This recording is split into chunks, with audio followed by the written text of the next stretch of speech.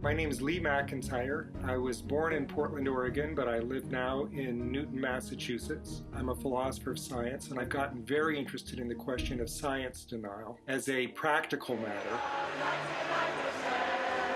I started writing books to try to change things. What I want to change is how we approach science denial to try to make science more accepted in the culture as a whole, which you wouldn't think would be that tough of a sell. But these days, it turns out to be. It'll start getting cooler. You just watch. I wish science agreed with you. Well, I don't think science knows, actually. When people hear misinformation from people who have an agenda or disinformation, then it's easy, if you really don't know what's distinctive about science, to start to question it. People harbor several myths about how science works, think that science is about proof and certainty, which it's not. I started to think about something that I call the scientific attitude. The idea that what's really distinctive about science isn't some methodology, it's the attitude that you have going into exploring the natural world.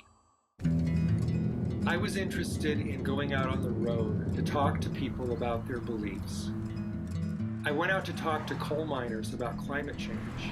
And what I discovered is that the people that I spoke with believed in climate change, which was fascinating to me because they weren't deniers and yet they continued to be coal miners. One of the coal miners said to me that if he went down into the mine every day to risk his own life, then it bothered him less that he was risking the lives of other people on the planet 10 or 20 years from now through climate change. And he really had to feed his family. He really didn't have any other choice. In November 2018, I bought a ticket to go to the Flat Earth International Conference in Denver. For the first day, I went incognito. I wanted to talk to them about their reasoning strategy. We've never been to space. Period. End of. I wanted to go see people face to face and engage with them. And I took one fellow out for dinner and we spoke for 2 hours. I didn't get anybody to tear off their lanyard and leave the conference with me. But I think that I did begin to build some foundation to trust me so that I might be able to go back and continue to work on it. So when I say that we live in a post-truth era, I don't mean that truth doesn't matter or that nobody cares about truth. What I mean is that truth is under assault by people who have an agenda. I define post-truth as the political subordination of reality, which is when you know that something isn't true, but you wish that it were true, and so you begin to pump out disinformation. They'll be bribing, they'll be paying off people to grab some. The whole post office scam, they'll blame it on the post office. You could see them setting it up. As the Yale historian Timothy Snyder said, post-truth is pre-fascism. Because if you look at people who engage in the political subordination of reality, the reason they do it is because if you can convince people that they really can't know truth outside a political context, they get cynical and they begin to look toward their leader to tell them what's actually true. As I say in my book, the post-truth era didn't start with Trump, but he is the result of it. What he was effectively saying is, this is what my presidency is going to be. I'm going to tell you what's true, and we're going to proceed from there. Most recently, it's happening with the election. The election is over, but Trump is still fighting it. It's not because he doesn't think that Biden beat him, it's because he doesn't want it to be true. So I think that what's going on these days, kind of the aftermath. I know you heard we had an election that was stolen. The soft coup, if you want to think of it that way, is maybe the best example of post-truth. If he were able to succeed, that's the road to fascism. We love you. You're very special. I know how you feel. Post-truth grew out of 50 years of unchecked science denial. It started with the tobacco lobby trying to say that cigarette smoking didn't cause cancer. Did you know that after years of research, there is no scientific proof that cigarette smoking causes human disease? That worked so well that the tactics were copied by the climate change deniers. ExxonMobil knew 30 years ago that climate change was real, but they were donating a ton of money to a whole denialist propaganda campaign because they're making money off fossil fuels. Those tactics worked so well that they were borrowed by political operatives who wanted to use it to argue about the size of their inauguration or whether they actually won an election. It's all the same thing. It all comes from the same root. which is that if we don't actually deal with denialism when it seems like it doesn't count, then it metastasizes, and pretty soon it does count. The interesting part for me as a scholar is to watch what happened with COVID denial. In real time, I watched a denialist campaign be born. It's going to disappear. One day it's like a miracle. It will disappear. There's no reason to panic. And people are dying from this. People die when the leader of a country is a science denier. That's what happens. When somebody asks me, is there a way out of either science denial or the post-truth era, I feel both hope but also a little despondent because of the amount of work that's ahead of us. I think that the only solution is to go at it one by one. There's empirical work which shows that it can be successful to get out there and talk with people who disagree with us. We can do amazing things when we begin to talk to one another, but we have to talk.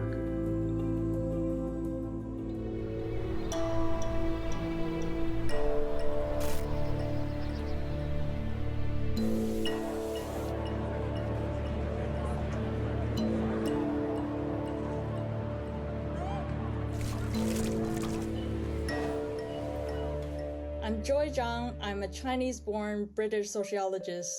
My main interest is in the transnational governance of emerging technologies in relation to the rise of new scientific powers such as China. In terms of COVID-19, I think it's an open secret now that China has censored a lot of the early scientific data. But I don't think it's just the Chinese central government. We've seen a lot of local self-censoring that's going on. In retrospect, we still don't know, had information being allowed to flow freer, would it prevent a global pandemic? We may never know. I think there is a qualitative difference between filtering misinformations and filtering those yet to confirm fact and actively deleting those inconvenient truths. I think it's the second part that have really hurt China's early response to COVID-19. Since the COVID pandemic, there has been a lot of reporting trying to review how much has been censored and how much has been deleted. New regulations in regards to COVID research put criteria on what can be published without review, and institutional review have to be in place even before the paper is submitted for peer review. If I were a researcher, I would really rethink, should I invest my time in an area that I may even not get published or recognized? What's worse is that it may actually bring me some kind of social political repercussion, because the idea of pursuing harmonious society has been almost constitutionalized in Chinese society.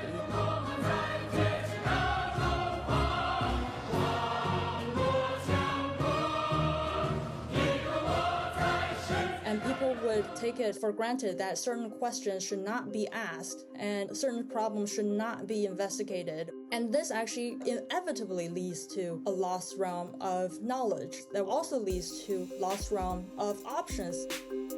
A lot of people ask me, how do you carry out research in a country full of secrecy? There are people who want to know the truth. They're also eager to share both of their failures and success. In my research, the more I have conversation with Chinese scientists, the more confident I become, because at the individual level, people are much more open-minded. I do think there's a different form of science denialism in China. I perhaps would phrase it more as science skepticism is very similar to what we are witnessing in the West. The Chinese public too, they're highly skeptical of commercial-led science or commercial lobbying. I think COVID was a chance for China to show its scientific capacity. China has really intended to make the COVID vaccine as a showcase, but I think the lack of data transparency has hurt that initiative. Everything that's happening in China is related to how the global public would perceive science. So if Chinese vaccine goes wrong, it could affect the global confidence of vaccines. And this is why we need transnational collaborative efforts. I don't think we're living in a post-truth era.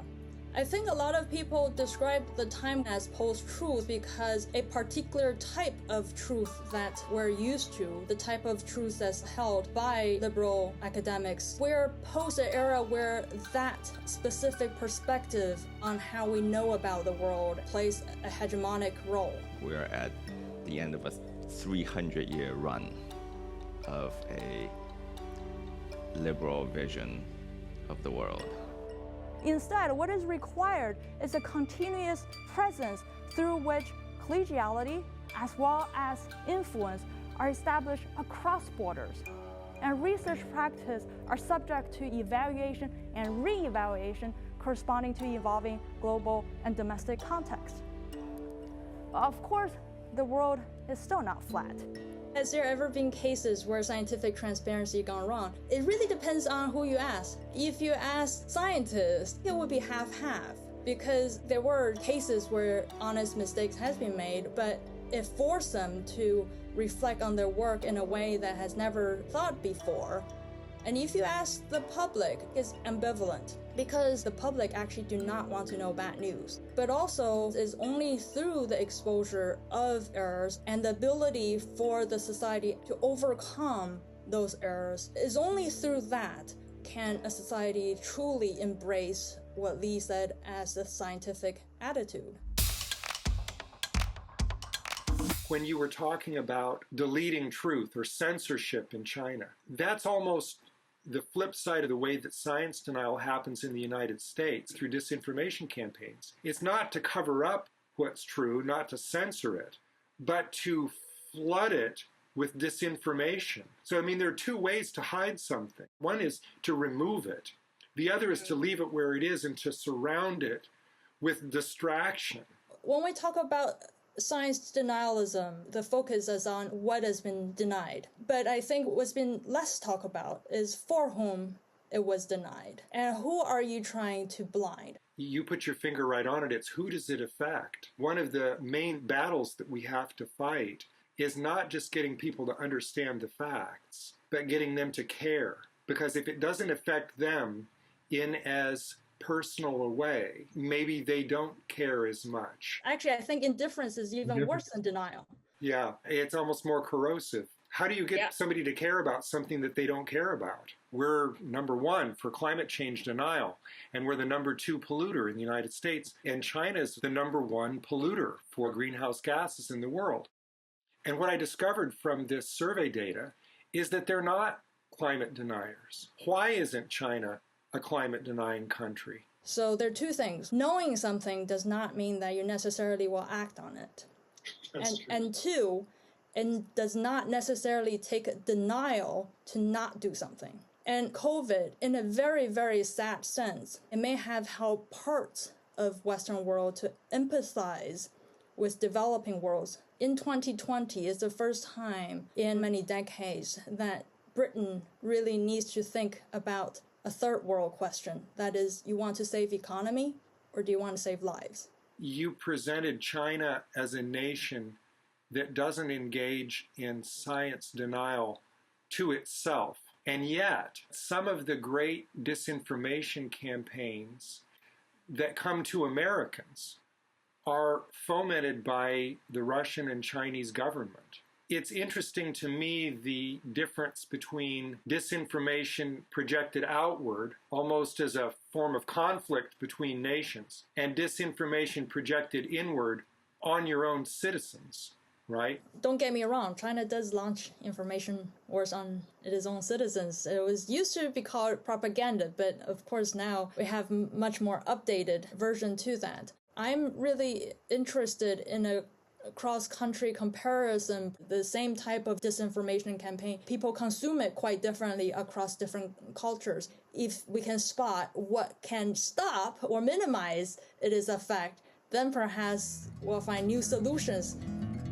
I've written a new book that's not out yet called How to Talk to a Science Denier. When I have a advanced reader copy, I'd like to send that to you because there's a little bit of material in there from an international perspective. Look forward to it. I so miss a Strand bookstore in New York. This is one thing I'm really craving for. For the past few years, I visit Strand once a year, and it's just really heaven. love that smell of old books. I have a poster up. I don't know if anybody can see it right here. Powell's City of Books. My hometown is Portland, Oregon, and that is somewhat like the Strand. That was my childhood bookstore, and I didn't know that that was unusual to have a childhood bookstore that was 3 square blocks of books. But I know what you mean. That's my idea of a good weekend vacation, is going to a big bookstore. Yeah, plus, in the age of COVID, it's perhaps a good thing to go to secondhand bookstores to check if you still have your sense of smell. That's right. That's right.